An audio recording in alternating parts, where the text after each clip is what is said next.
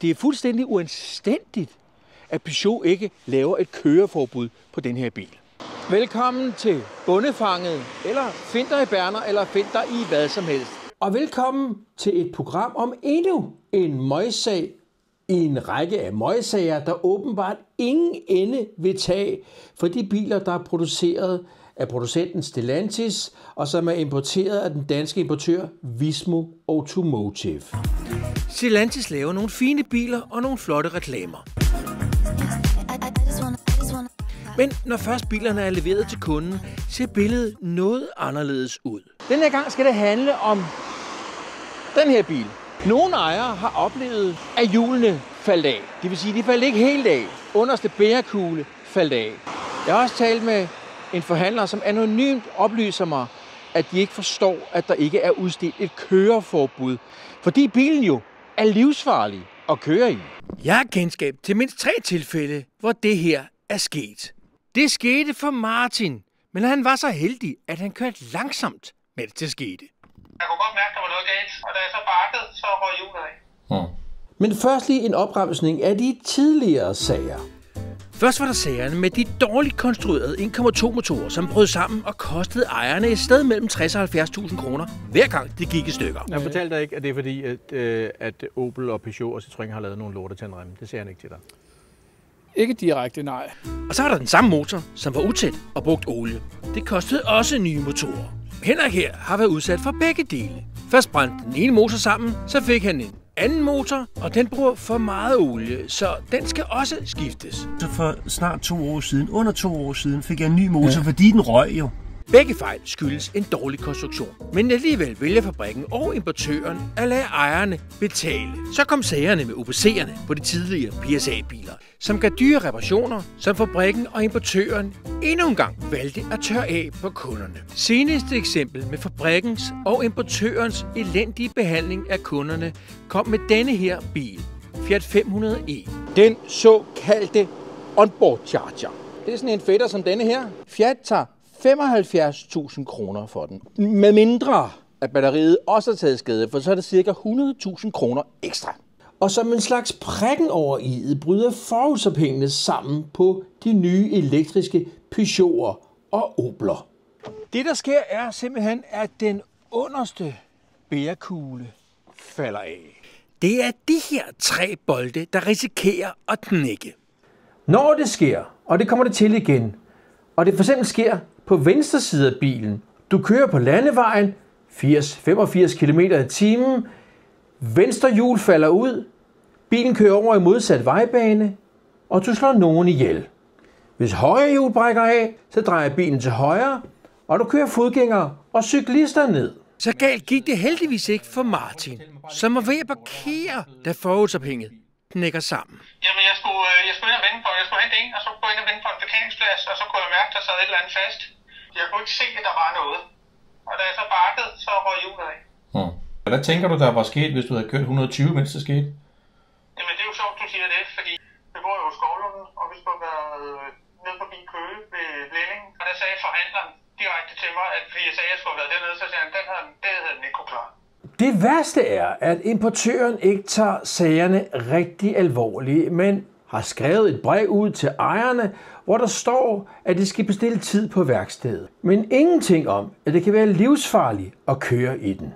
Der står blot, du bedes omgående kontakte dit Peugeot-værksted, så I sammen kan aftale en ny tid. Hvis du er utryg ved at køre i bilen, er det muligt at få stillet en lånebil til rådighed. Så importøren lader det altså være op til ejeren at vurdere, om han bør køre i bilen. Og det er en forhandler, jeg har talt med, meget forarvet over.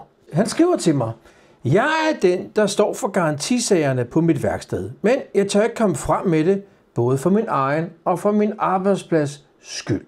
Men jeg har talt med ham. Han siger det her. I bund og grund er der en fejl på bærekuglerne, som gør, at de kan falde af.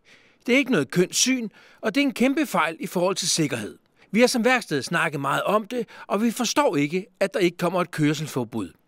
Vi har set eksempler på bærekugler, der er ved at falde af, eller er faldet helt af. Men at Vismo så vælger, at deres demobiler skal komme først, er helt hul i hovedet. Der kører mange biler rundt lige nu med denne fejl, hvor bærekuglen kan falde af under kørsel.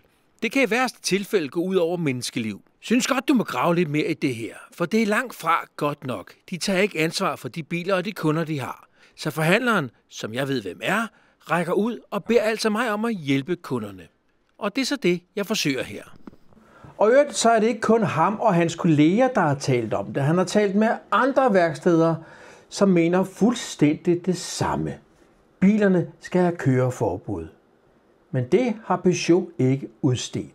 Jeg besøgte en forhandler forleden for at låne en E3008. Demobilerne skulle være sikre nok, fordi de er blevet repareret. Men lige nu kører der omkring 1200 potentielt livsfarlige biler rundt på vejene i Danmark. De fleste af dem er biler som den her, E3008. Lige nu er der omkring 900 Peugeot E3008 ude på de danske veje. I realiteten så burde importøren have grounded bilen.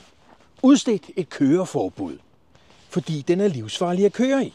Når Martin møder andre ejere, fortæller han dem, hvad der kan ske. Og det er tydeligt, fortæller Martin, at de ikke ved, hvor farligt det er. Jeg har faktisk lige været i Jylland på jul her, og der mødte jeg en på en resteplads. Han lå og kørte rundt i sin E3008. Fuldstændig med til vores. Hvad sagde ejeren til dig? Ejeren af den anden bil, du mødte den 20. december? Så sagde han sjovt nok, at jeg burde have fået mere at vide, hvis bilen ser sådan ud. Så sagde jeg ja. Jeg har naturligvis skrevet til importøren. Jeg har ikke fået svar endnu. Men mit spørgsmål er følgende. Er der en grund til, at I ikke udsteder et køreforbud, når I ved, at bærekuglerne brækker af, og hjulene gør, som I ser på billedet her? Og så har jeg sendt den det her billede. Den tidligere ejer, Martin, bad forhandleren om at købe bilen tilbage. Han havde set min film om den elendige behandling fabrikken, og importøren giver ejerne af deres biler. Altså, din stemme kørte jo meget i hovedet, altså jeg ikke skulle købe Stellantis, ikke? Så han ville ikke eje sin bil længere. Det kostede ham 28.000 kroner at eje bilen i 2 måneder. I dag har han en Kia. Hvis du nu ejer sådan en bil her, så vil jeg anbefale dig, at du holder dig langt fra den. Du skal ikke køre i den. Du skal tværtimod ringe til dine forhandlere og bede dem om at hente bilen. Det er deres ansvar. Og så skal du naturligvis have den repareret. Men det kan tage lang tid, for der er lang leveringstid på de der stumper.